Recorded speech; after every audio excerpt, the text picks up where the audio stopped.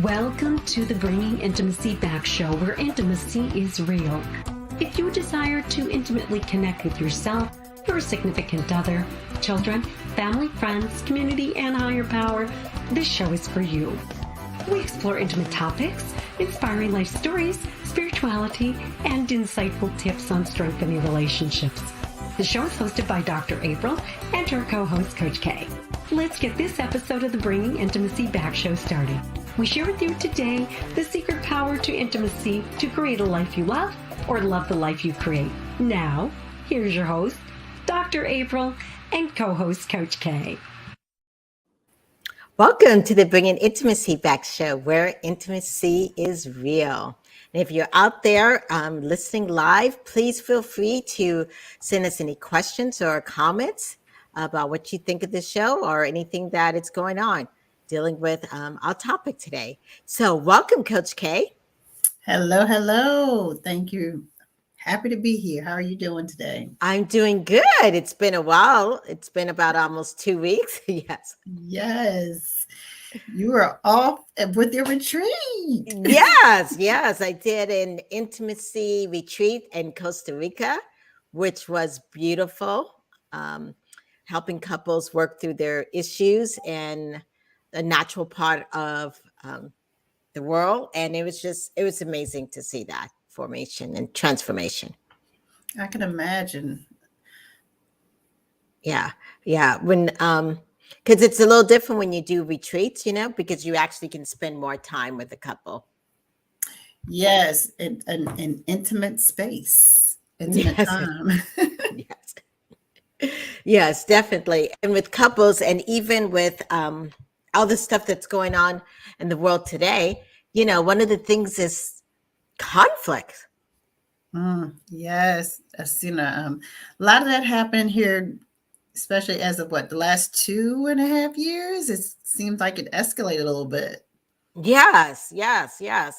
With couples. And then I'm just, even as I think about the last few weeks, for the whole world, there's been so much more conflict. Yes, a lot of it, and lots of tension. Lots of tension, yes.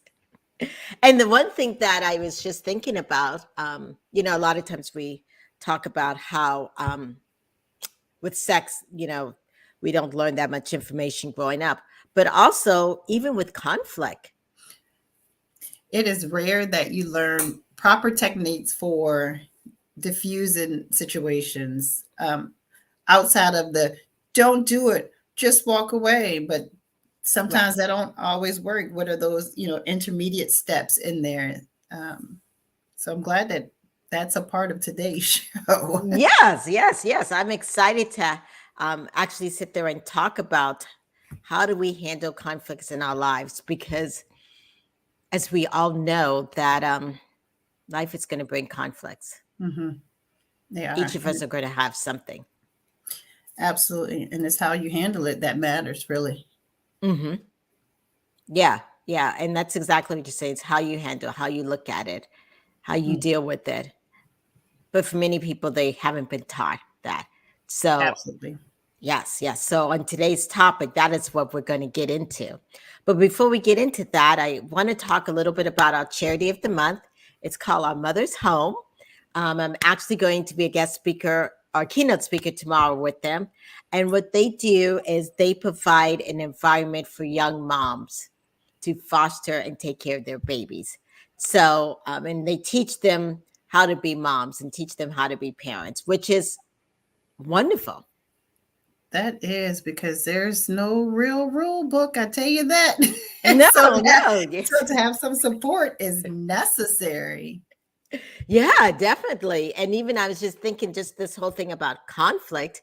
I was in supervision and they're talking about a case, and the mother never said no to her kid.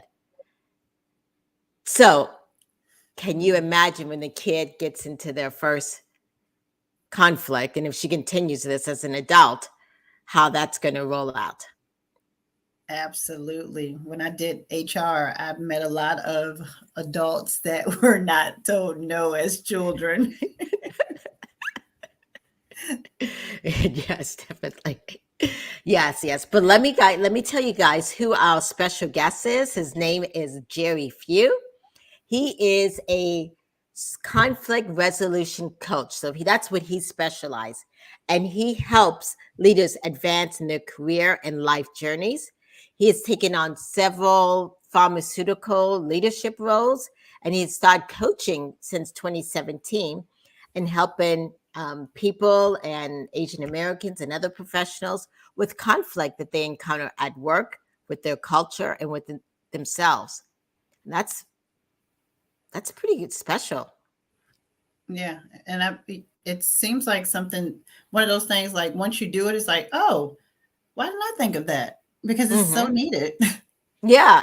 And actually, I like how he also put with their culture, because the Asian American culture and other cultures, and including my own, we've had a lot of challenges in the last few years. And so I'm so looking forward to having him come on and to talk about his range of coaching services and to enlighten us about conflict resolution. Yes. So we're going to take a break. And when we come back, we're going to talk with Jerry Few about conflict resolution. Are you wanting a vacation in paradise? A vacation to rekindle the passion. A vacation without the kids. A vacation where you can learn how to communicate, where you and your partner actually hear each other and gain insight.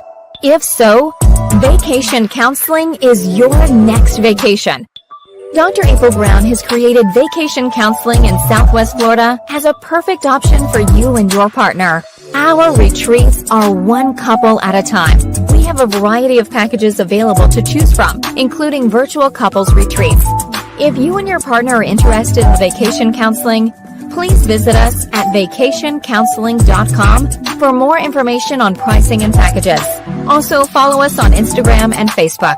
To keep track of the latest news, stories, activities, or coupons on vacation counseling and Dr. April's other services, we encourage you to sign up to receive a monthly newsletter called Intimate Connections at draprilbrown.com. Remember, if you and your partner are struggling with communication and intimacy, and you all are looking for a retreat to connect, vacation counseling can be your next vacation in Southwest Florida.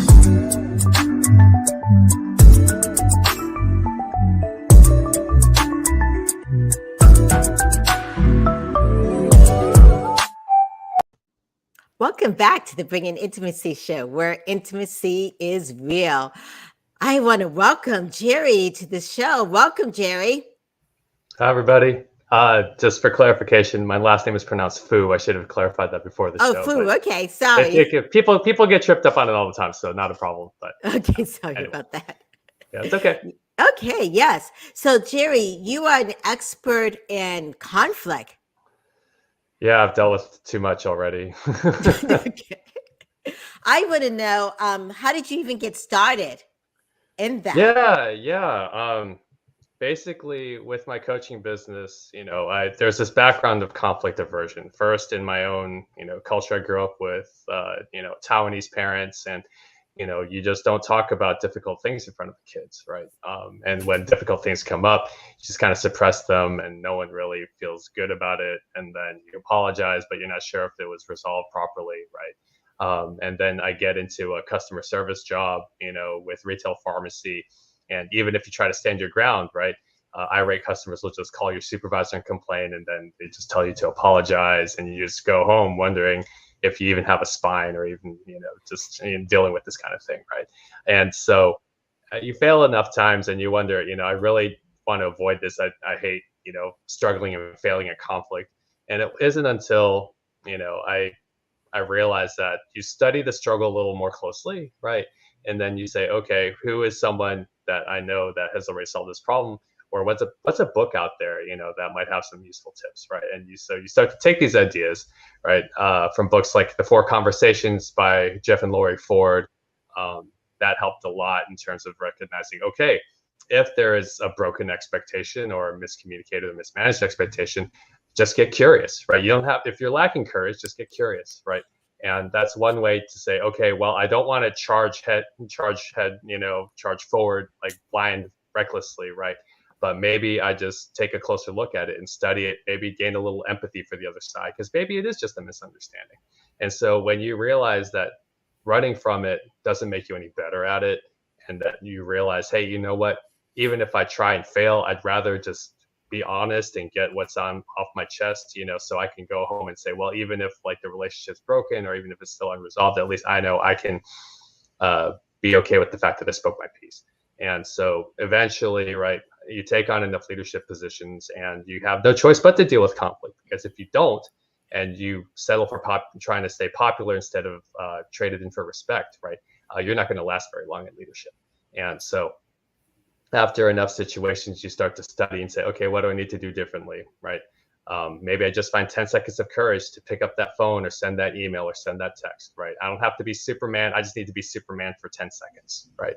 And so these are some of the kind of struggles I dealt with, some of the crazier stories I've dealt with. I had to evict a roommate at one point, right? I had to confront the boss who wrote me bad paychecks. I had to deal with a guy in a church class who was sexually harassing women in the class. And I was like, it was my second day on the job as director of the class, right? And they're like, Jerry, you got to handle it. And I'm like, what?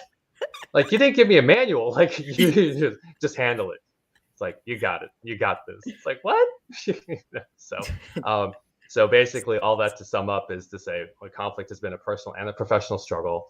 And it is a no-brainer for me to turn around and take my experiences and the success that I've been able to experience recently, so that other people, we're not here to spare anyone their challenges in life, because life, challenges will find you if you don't look for them, but to equip them better so that, let's increase their chances of success just a little bit, right? And be more intentional in giving them more courage and confidence so that when the challenges come, that they're ready for it. Yeah. Wow. Yeah. I love that you are looking to provide tools for people to use ongoing. Yeah. It's a constant struggle, right? I mean, and just as you get better, guess what? There's another challenge waiting right around the corner for you. So just keep it coming. Yeah. Let me start off with one of the things you said first was that, and a lot of us can relate, where we come from cultures or family backgrounds where there is no discussion about, conflict. You just sweep it underneath the rug and move on. Yeah. Yes. Yeah. And then you get into the world and there's, conflict. And of course, in other cultures or other places or whatever, people are very upfront, Yeah. So how do you teach people to have a voice and to feel confident? I know you mentioned, I think 15 seconds of Superman. Of courage. Yeah. So be Superman for 10 seconds, right? Like, or 15, if that's what it takes. Yeah. Yes. Yeah. So to elaborate on that, right? There's a great book called Humble Inquiry by Edgar Schein, and he's got some great examples of like multicultural surgical teams, things like that, right? And so there's all sorts of potential cultural tripwires. You don't realize that, I should have taken my shoes off when I got into the house, right? Like, you don't know this. And so I think, whether you use 10 seconds of courage or even 10 seconds of curiosity, right?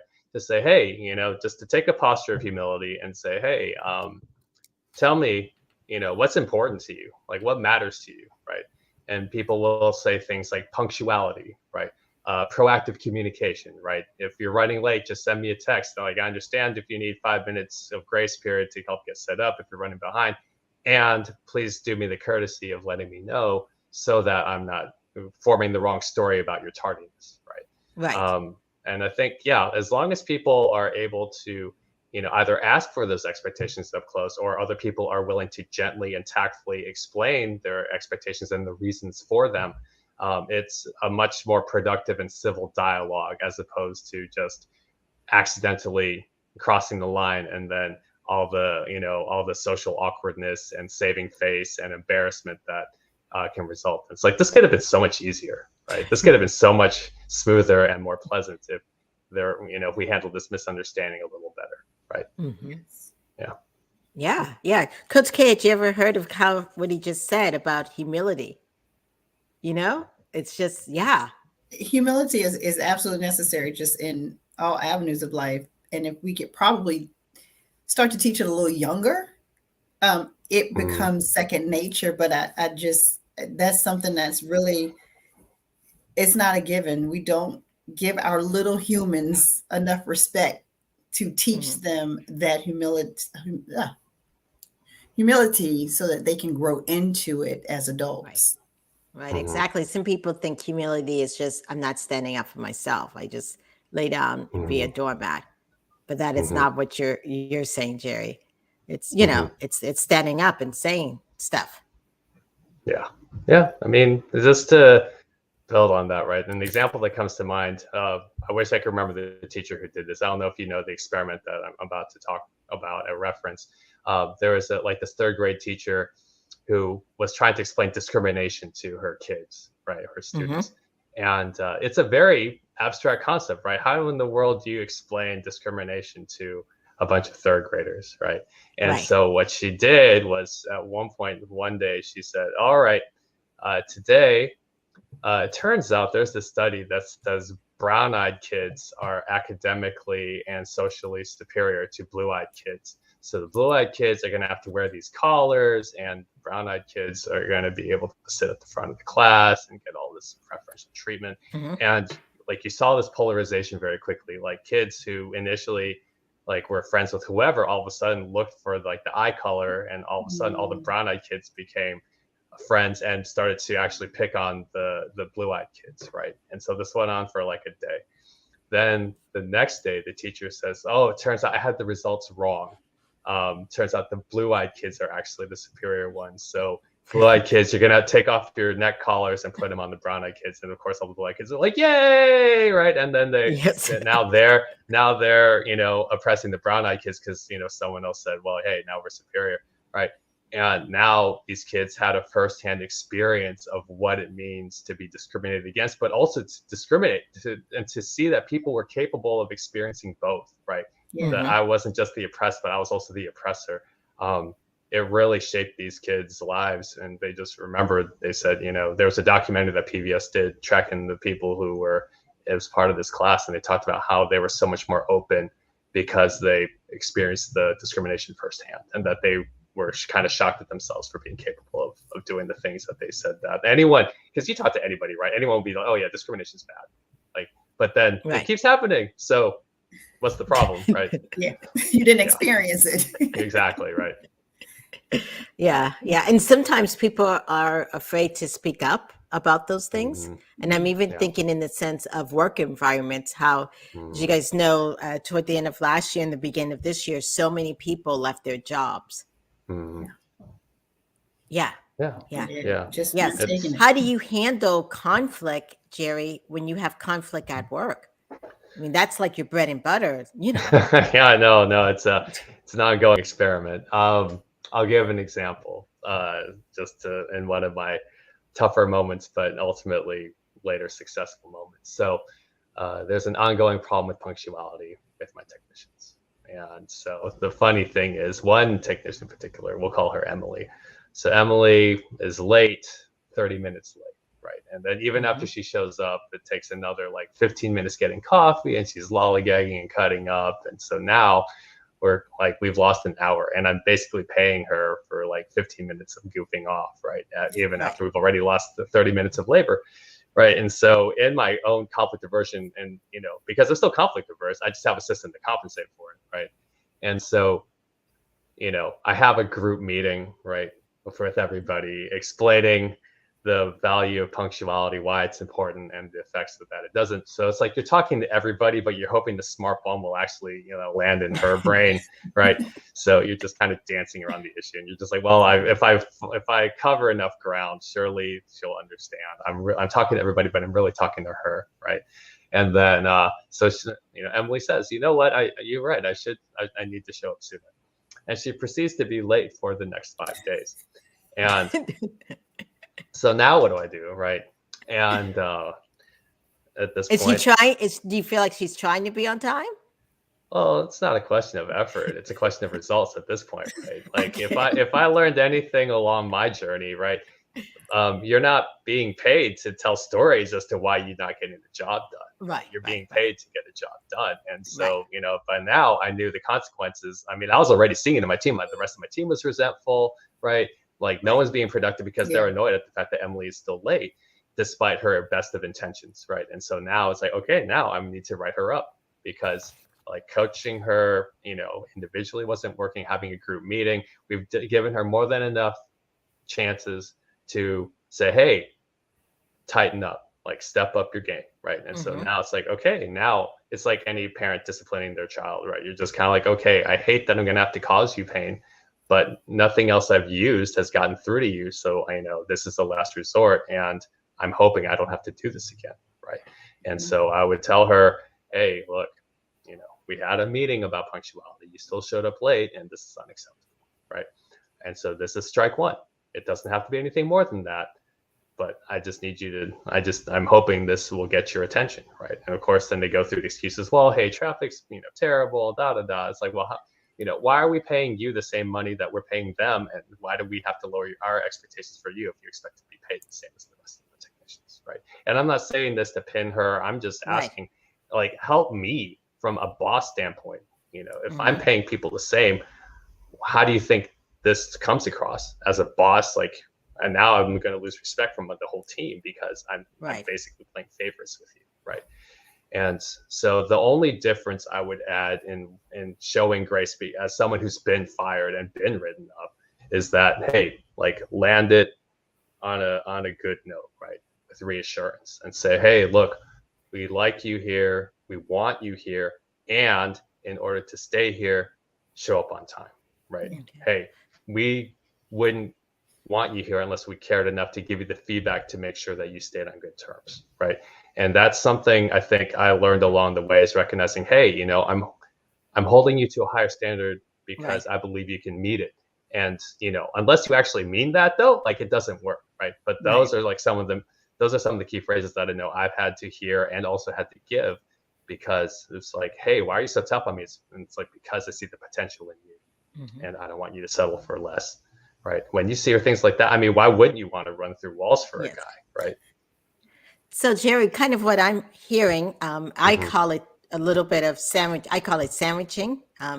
When I do it in couples counseling, it's a general startup. But is that what you're saying, where you have a piece of bread? Like if there's a conflict and you're, as a leader, and you bring someone in, you compliment them, you know, like, you know, you're doing a great job. However, I need you to be on time. Actually, I don't do that. You don't do that? Okay. Does that work? Does it work? You don't. No? Well, no, I mean, it does, because you want to just cut to the chase, right? I mean, and you can disagree with me if you want, but this is what happens with the sandwich method. Hey, you know, we like you. And then they wait for the but. They're like, okay, the other shoe's going to drop sooner or later, right? And as soon as you hear the but, right, all of a sudden they're like, oh, here it comes. This is what they really wanted it for. Instead of just cutting right to the choice, it's like, we are here to talk about your punctuality. And then, you know, they might have the defenses up, but it's just like, at least because the most successful thing you can do is not blindside them, right? Or just like try to bait them and switch them, because you'll notice, right? And what I just said, I said, we like you here, we want you here, and in order to stay here, right? It's different when you say and versus but, right? That's true. Definitely. I would agree with you on that. Yeah. I mean, yeah. So yeah, it's, I learned, you're just like, no, don't just rip the Band-Aid off. Just cut to the chase, and it's just going to be easier for everybody, instead of being like, well, I got to butter them up because, you know, I don't want to. But as soon as you like, it feels like bait and switch. If someone did that to me, I would just be like, oh, now I'm on guard until they want to get to what the meat of the issue, right? So that's just me. And people can disagree, but this is just what works in my own experience. It's just like, hey, something's come up. I need your help discussing it. And that's all you need to say, right? You don't even need to compliment them, right? You just be like, hey, I just need your help, right? When you position yourself as a guide, right? It's just easier when people realize, oh, he's actually on my side. Like, I'll let me unpack an example I hinted at earlier. Like with this guy, we'll call him Nick. You know, Nick is, women are coming to me and they're like, hey, you know, Nick is harassing women in the class. You got to go deal with it, right? And so I call up Nick, right? And I'm just like, hey, Nick, you got a moment? It's like, yeah, now's a good time. It's like, okay, hey, so something's come up, right? There's some pretty serious accusations about you about sexually harassing women in the class. And he's like, I don't know what they're talking about. That's not me. That can't be me. And I'm just kind of like, okay, look, Nick, look, I wasn't there, right? This just came to my attention. And even though I don't have a hand in this, it is my responsibility as director of this class to address this, right? So here's how I see it, Nick.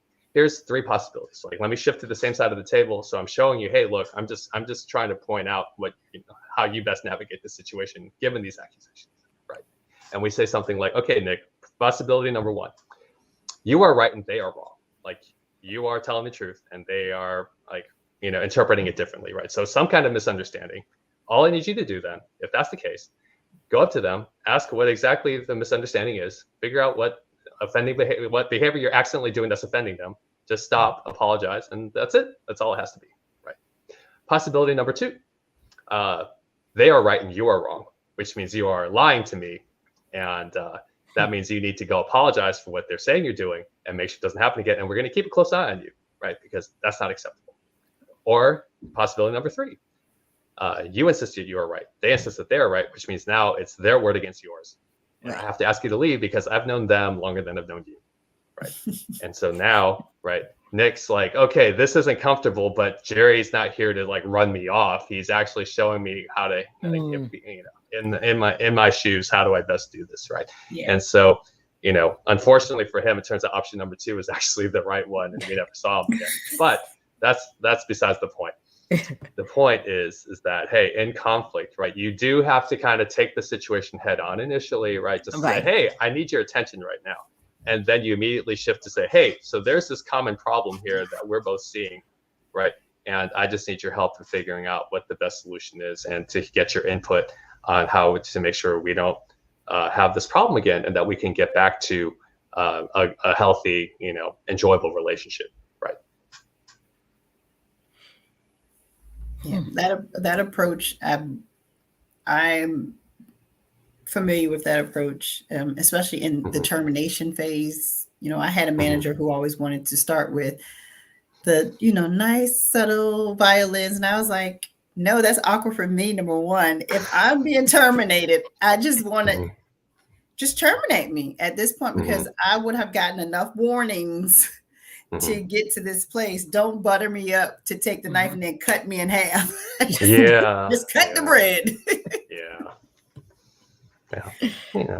But I think maybe with children, I think the sandwiching helps a little bit more because that's true. Their feelings are totally different than ours as adults. It is. And the sandwich method might be a nice way to just kind of ease them into something and say, hey, and I think in any case to emphasize the benefits of the conversation, right? To say, hey, look, I like you a lot. I love being around you. And I'm struggling with some things in order to get back to, the fact that I do like you at the end of the day, right? Or I like being around you. I like being your friend. Here's what I'm struggling with. And here's what's hurting our friendship. So please help me figure out how to get past this hurt so that we can go back to having a good friendship, right?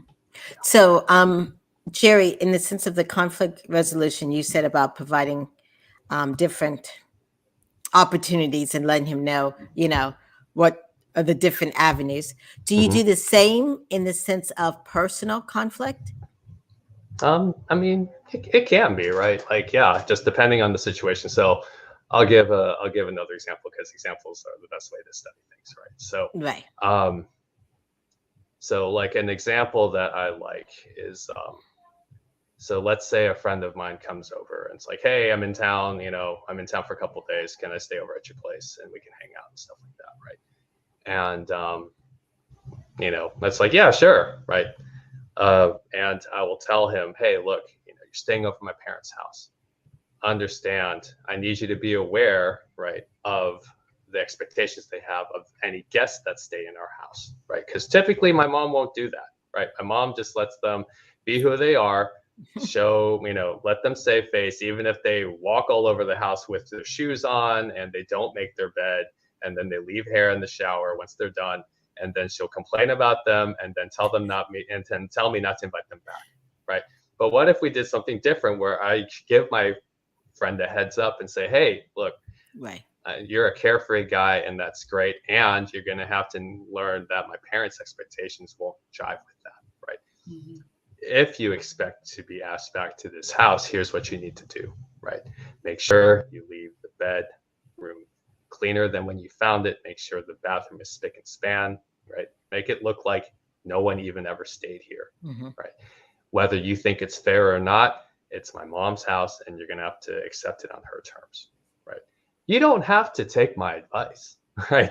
You could disregard it. It is your decision, so long as you understand the consequences of your decision, right? Mm-hmm. And so it's like, I joke about this, like if I ever had a kid, right? And I can hear him going, Dad, I don't want to do my homework. And I'd be like, okay, so don't. And they're like, really? And you're just like, are you willing to take the F? Well, no. It's like, okay, so do your homework. Yeah, not my put it problem. back into court. Yeah. Not my problem. You don't have to do your homework. Right. Like, yeah, just know the consequences of not doing it. So, Right. hey, Yeah, but there are some people who don't mind the consequences. well, I don't know. Yeah, in the sense of even the thing about roommates, or yeah, where they just leave a mess, Mhm. or and then you're like kind of stuck, and they just don't want to clean, or Mhm. yeah. Well, What do you yeah, do that's- when people could care less about consequences? yeah, no, it's a great question. I've dealt with it myself. I've had roommates that use my stuff, don't clean it afterward, and like you don't interfere with my routine, right? Like I'm happy to share my stuff so long as I can use it when I need to, right? Yes. I mean, I think it's just a willingness to continue to find outside the box solutions when your preferred solution isn't working, right? If you say something like, "Hey, man, like I don't like it when you use my stuff and leave it dirty. I find it very disrespectful." And he's just like, "Yeah, you can't make me. It's a free country, right?" And you say something, okay, it's like, "Okay, well, help me out here. Are you willing to like help load the dishwasher, or can you chip in some extra money to get a maid or somebody else so that you don't have to, you can keep being a sloppy, and will like other people will compensate for your sloppiness." Yes. Like I wouldn't say it like that, but this is the kind of like I'm just willing to generate more ideas, right? And just say, "Hey, work with me here, man. Look, Right. and say, hey, I'm happy to play along and compensate somehow, as long as you're willing to meet me halfway," right? Because I mean, conflict, right? We don't like to compromise, but it really is. I mean, if you expect to get the other person on board, you're gonna have to make some concessions, right? And so, that doesn't mean, sure, if the lease is up and you're like, "All right, see y'all," right? That's fine. Just you gotta, you just gotta be smart and wise about how, you navigate that relationship, because you definitely don't want to just be like belligerent all the time. That's not great. But you also so you need to find that mix of, "Hey, man, I want to get along with you. I am here to, it's in our best interest to get along, and I'm not going to condone a lesser standard," right? And so to navigate that tightrope, takes some time, right? It's going to take practice. It's going to take improvement. And I think that's another thing I had to learn in my own effort to get better at conflict, is to recognize, hey, you know what? Like the first couple of times, it's probably not going to go well, because if everyone were an expert from the start, we wouldn't need coaches, we wouldn't have books, we wouldn't need, resources in order to get better at it, right? And someone else has probably already solved your problem. Like they're probably further down the road. Hey, just asking for help, read a book. That's my favorite. Just like, hey, I'm a student, I don't have a lot of money. It's just like, hey, just there's plenty of these book sites. Just find the book on conflict and start reading, and see how you want to apply it. So yeah, no, I'm glad you brought that up, because I've had plenty of roommates where it's just kind of like, I don't like these habits, and how much should I hold back before my frustration boils over, right? As opposed to, let me ask him, "Hey, man, like tell me about the fact that you keep leaving stuff in the sink. Is there anything that I'm missing?" Right? And it's not to sound passive aggressive, because maybe they did have a bad week, right? Like I have a roommate right now. He's a great guy. We get along great, but sometimes some weeks get busy and he'll leave dirty dishes in the sink. And so it's like, okay, am I willing to give him the benefit of the doubt? Or is there a pattern that's starting to get unproductive? And then I just ask him, "Hey, man, what's going on here? Like normally you're cleaner. There's been some stuff going on. Maybe he's going through a really rough patch, and he's just like, I don't have time to clean up after myself. I'm just not focused enough to be that responsible like I normally am." And so obviously it helps when you've had a reputation that you've established, that people are more willing to give you that grace. And at the same time, it's like, hey, you can still ask him, right? "Hey, do you mind? I know you've had a rough week, and could you mind cleaning it up? I have company coming over," or something like that. Yes. Right? Wow. So yeah. Well, Jerry, thank you so much for all that you've shared. Yes, It's been amazing. I know one takeaway I got from that is, of course, to like you said in the conflict resolution, is to be empathetic and to say, hey, help me out on this. Yeah. Good. Yeah. So thank you so much for being on the show. I really appreciate everything that you've spoken about. It's been amazing. Well, thanks for having me. Happy to share stories with you all and happy to stay in touch. So if there's a sequel you want to do, just let me know. I'll be happy to stay on your call list. So let me know. Okay, definitely. Well, we're going to take a short break, and when we come back, Coach K is going to let us know what is coming up next. Okay? Thanks. It's time for the Fools in Love Couples Retreat. Join Coach K for a weekend of sharing, exploring, and learning all about the amazing world of relationships and marriage. You will explore and discuss topics such as communication, intimacy, sex, work-life balance, infidelity, and more. For further information on the Fools in Love Couples Retreat, visit foolsinlove2022.eventbrite.com or info@loveandintimacy101.com. Welcome back to the Bringing Intimacy Show, where intimacy is real. Yes, yeah. Wow, well, that was very informative. It was. It really was. I enjoyed all of the different avenues that he spoke on, the different examples, which are extremely helpful to have those examples. And I lived through a lot of that being in HR, so I understand all of those aspects where he was coming from. And then even with the last example, just that conversation with the roommate of, you found out that they were having kind of a rough day. And I was thinking the whole time that when you can add to the intimacy bank, even in friendship or a business relationship, it helps when it comes to the conflict resolution piece, because you have that rapport and that, intimacy bank kind of build up a little bit. So they kind of know you're not coming from this horrible place, but you have something there. So I love that conversation. Yes, definitely. So I know your retreat's coming up soon, which is great. Yeah, we're 3 weeks, exactly 3 weeks away from the first day. So I'm excited about that. Awesome. Okay. And you still have openings? Yes, I have 2 available spots that if whoever would want to come, they would need to just contact me directly, because I do have some custom made items that are being made right now. So okay, I go overboard. No, okay. And thank you again. For my retreat, she also did some items for us, and that was just wonderful. The couples really did enjoy those intimacy things. Yes. Yeah. So what's coming up in the next few weeks? All right. So I'm super excited about these upcoming shows that we have. So on March the 17th, we have How Unapologetic Self-Love Can Heal Emotional Eating with Cassie Christopher, a body positive registered dietitian who is passionate about helping women 45 years and up heal emotional eating. That's going to be a good one. Yes. On March the 24th, we have Kaylin Getty, who is the founder and chief lube officer of Chevay. And that's, if anyone wants to look that up, Chiabaye, in case my pronunciation is off. And then on March the 31st, we have Getting Ready for Something Real and Relationship Boot Camp, book with author and certified relationship coach Roy Buchanalana. Me and my tongue are not getting along today.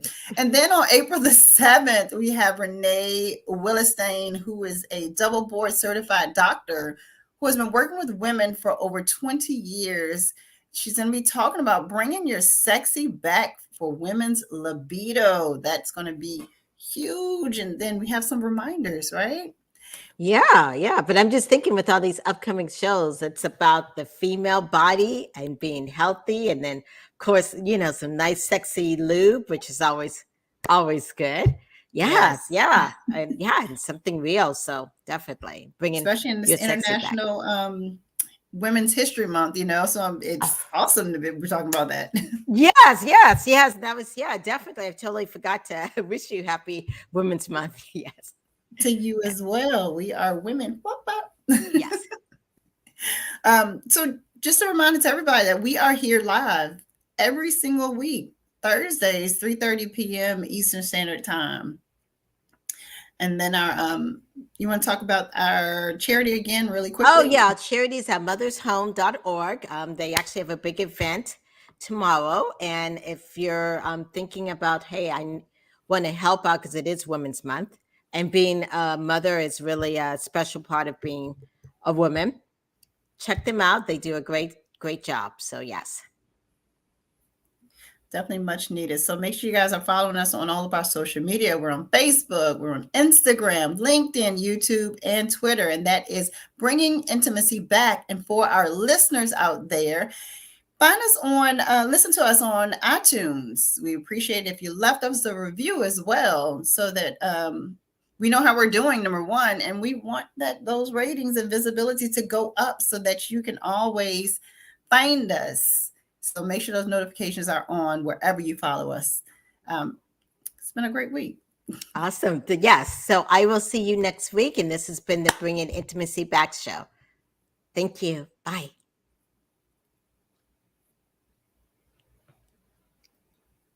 Thank you for listening to today's episode of Bringing Intimacy Back. We hope you enjoyed it. You can also find us at bringingintimacyback.com and Facebook, Instagram, LinkedIn, YouTube, or Twitter. Dr. April Brown's 5-book series, Improving Intimacy, is now on Amazon, available in Kindle, Audible, or paperback. We'll see you next Thursday live at 3:30 p.m.